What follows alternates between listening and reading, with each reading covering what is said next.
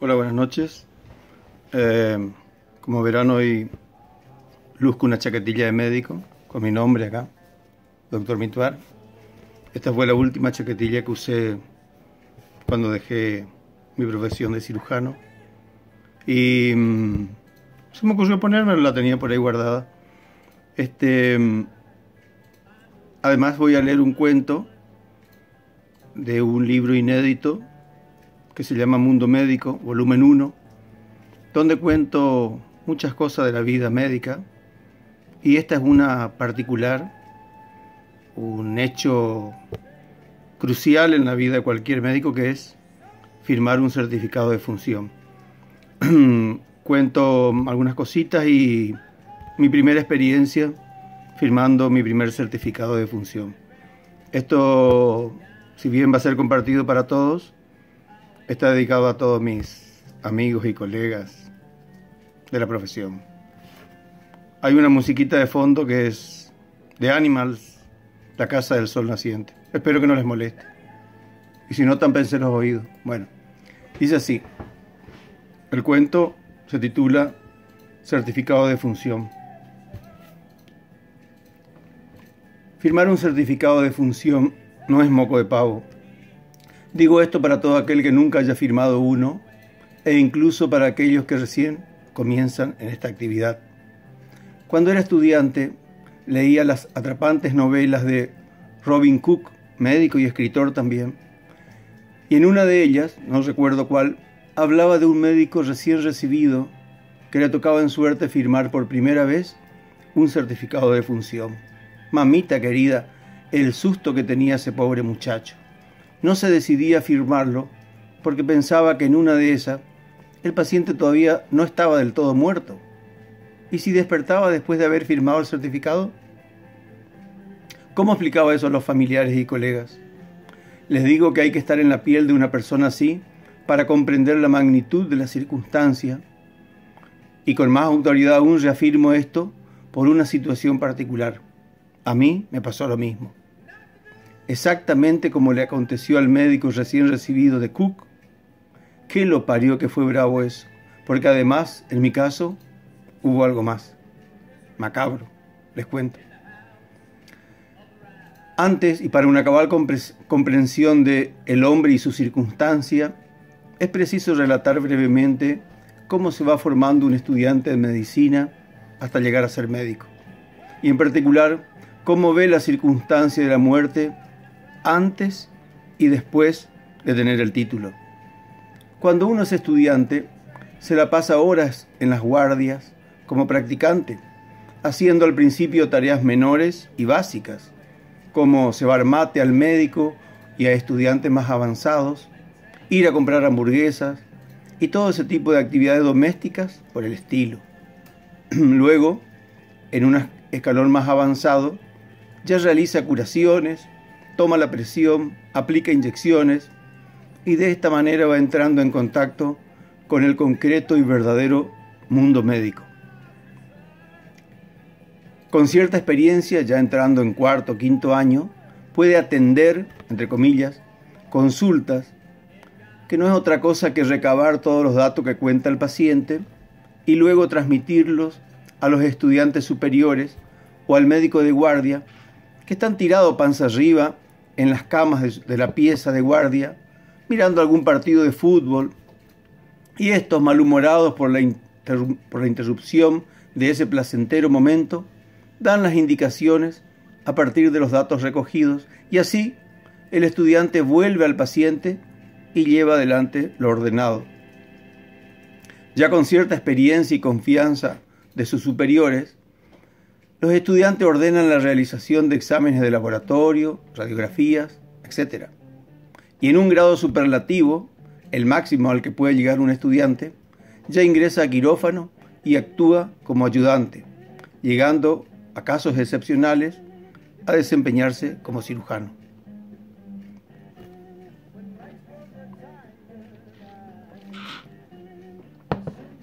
Por otra parte, y aquí es donde viene a ser protagonista la muerte, cuando llega un paciente muerto a la guardia, o muere estando ahí, cualquier estudiante desde tercero o cuarto, puede ya, mientras llama a los gritos a los demás, examinarlo, auscultarlo, pellizcar sus tetillas e iluminarle las pupilas para decretar sin más vuelta la defunción.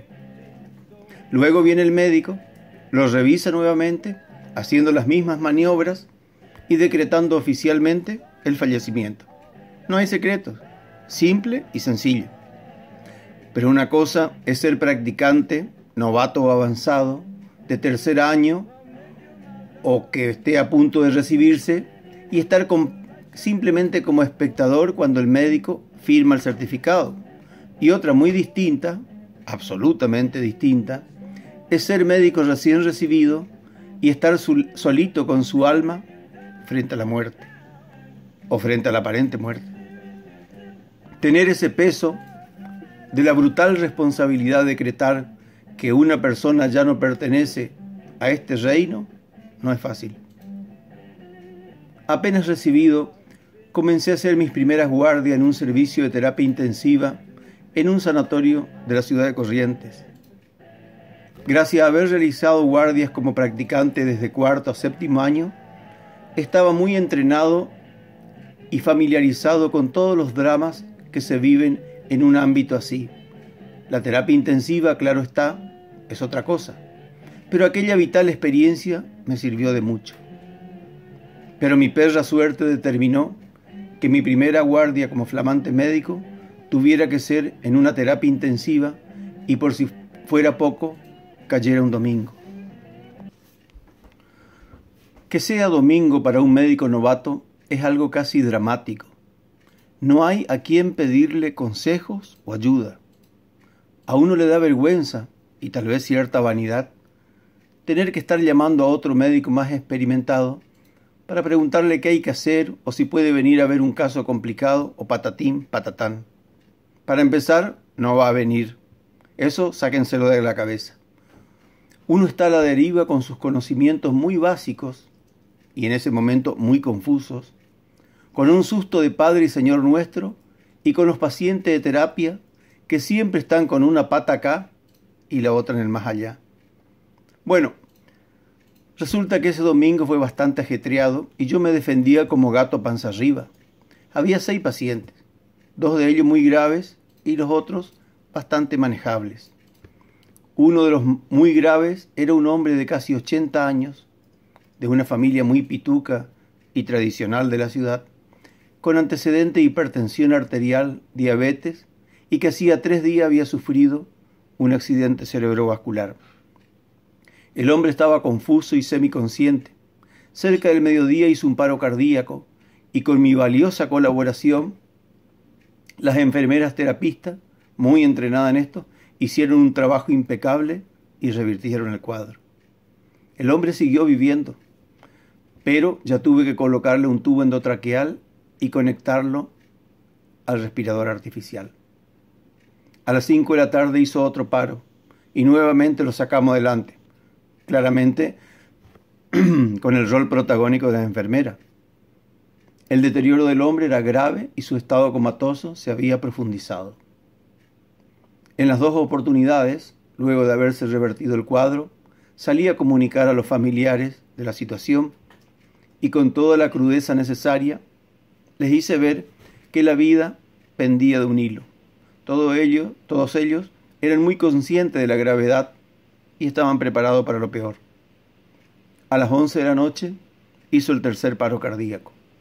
Con las 2 enfermeras nos turnamos durante 20 minutos haciendo masaje cardíaco y aplicando todas las drogas de sostén necesarias, pero no había ninguna respuesta. En algún momento, mientras una de ellas realizaba el masaje, dejó de hacerlo y me miró. La otra también dejó de aplicarle drogas y yo las miraba a las 2. Todos nos mirábamos. Los únicos sonidos en ese exacto momento eran el rítmico chasquido y murmullo del insuflador del respirador artificial y el pitido interminable del monitor cardíaco que mostraba en su pantalla el trazado plano, propio de la inactividad eléctrica del corazón. Una de ellas la dio levemente la cabeza como diciendo: ¿Hasta cuándo vamos a seguir, doctor, si ya está muerto?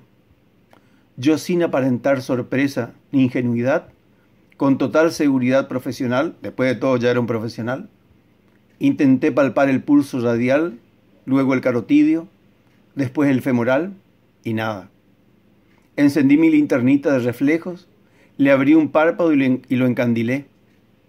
La dilatada pupila siguió paralítica. Hice lo mismo con el otro ojo, y todo igual. Le pellizqué y retorcí las tetillas, y ni una mueca de dolor.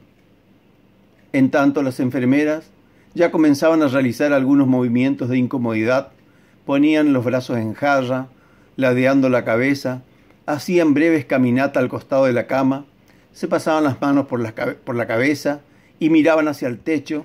Perras desgraciadas, no era ella la que iban a firmar el certificado de función. Si están apuradas, salgan a correr, pensaba yo. El asunto fue que luego de unos 10 minutos de comprobaciones de la verdadera e irreversible muerte, hice un gesto con la cabeza como quien asiente o confirma la evidente realidad. De inmediato las tipas comenzaron a desenchufar y apagar aparatos, desconectar sueros, quitar tuberías y ya le taparon la cara con la sábana, signo indiscutido de muerte.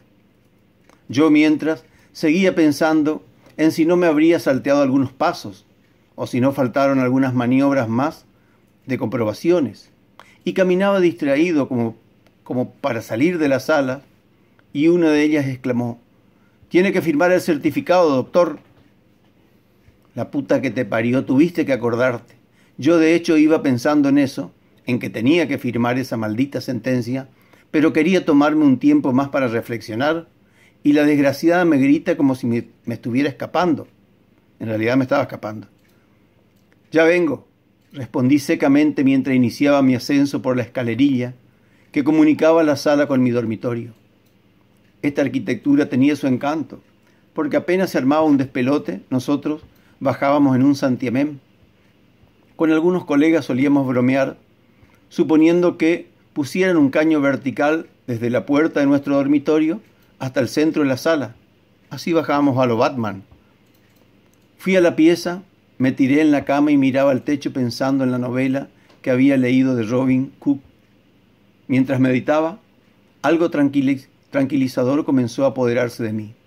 Pensaba que cuanto más tiempo transcurriera hasta firmar, mayor tiempo tenía de asegurar la muerte. No es lo mismo firmar un certificado con el cuerpo aún tibio que hacerlo luego de unas horas, con el cadáver frío y rígido. Me voy a hacer el boludo, pensé, y cuando ya no haya más remedio, lo firmaré. En ese instante sonó la campanilla del teléfono interno. Era la enfermera gritona. «Doctor, ¿ya les comunicó a los familiares?», me pregunta. Y dale con la cantinela. Esa tipa estaba decidida a hacerme la vida imposible ese domingo. ¿Qué lo parió? «Ya voy», le dije y colgué. Otra prueba de fuego. Era la primera vez que comunicaría una muerte. ¿Estaría muerto del todo? ¿Y si les digo que está en paro y estamos intentando todas las maniobras de resucitación? Así me dan más tiempo. Bueno, no. Mejor les digo que hizo un paro, que estamos haciendo todo lo posible, pero que las esperanzas son remotas. Que lo consideren muerto. Creo que de esta manera no mentiría tanto. Bajé de nuevo a la sala, salí al pasillo, los llamé, eran 5 o 6, y les dije esta última versión. Todos aceptaron acongojados y yo entré de nuevo. El muerto seguía tieso y todo tapado con la sábana blanca. La gritona estaba recostada en una mesada, haciendo algunas anotaciones y mirándome con cierto aire de superioridad, al tiempo que, alternativamente, repiqueteaba una virome sobre un papel, sobre el formulario oficial de defunción. Que te reparió. Ojalá esta tipa un día se muera y luego resucite en el cajón y ahí mismo se vuelva a morir de asfixia y desesperación. Así va a comprender por qué tantas vueltas para firmar un maldito papel, pensaba yo. Ya era pasada la medianoche y yo tomé el formulario, caminé hasta la cama del muerto, lo destapé y le abrí un párpado. La pupila seguía dilatada.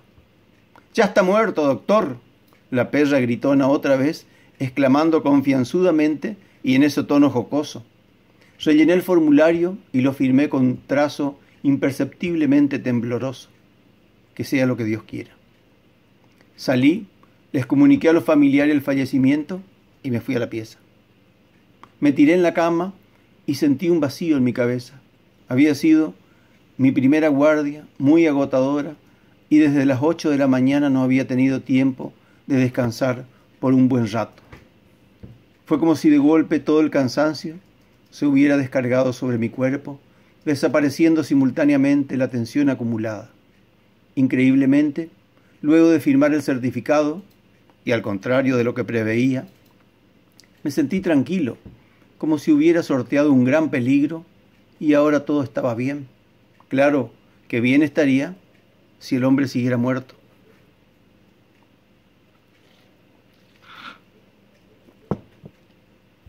La campanilla del teléfono sonó con estridencia y me sacó de esa incipiente relajación. «Doctor, venga urgente, urgente, doctor, el paciente revivió».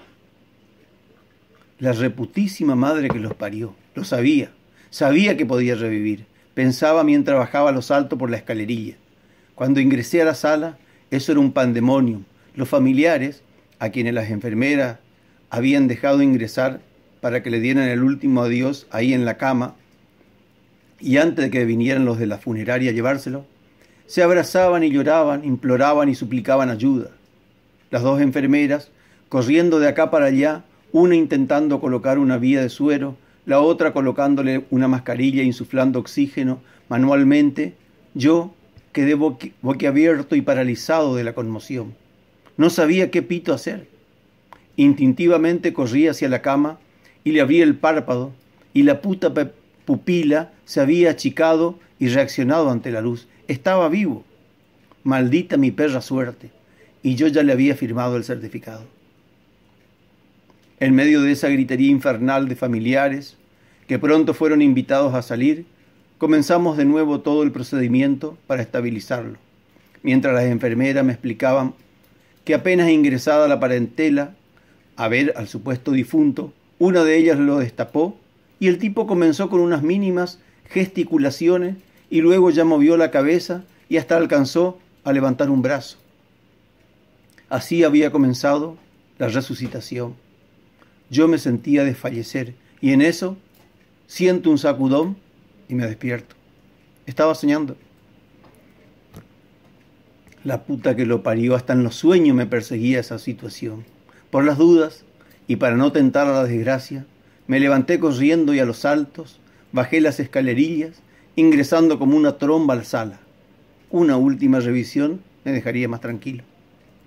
Cuando aparecí en medio de la sala, las enfermeras, que estaban realizando diferentes y rutinarias actividades, automáticamente se quedaron quietas e intrigadas, mirándome extrañadas.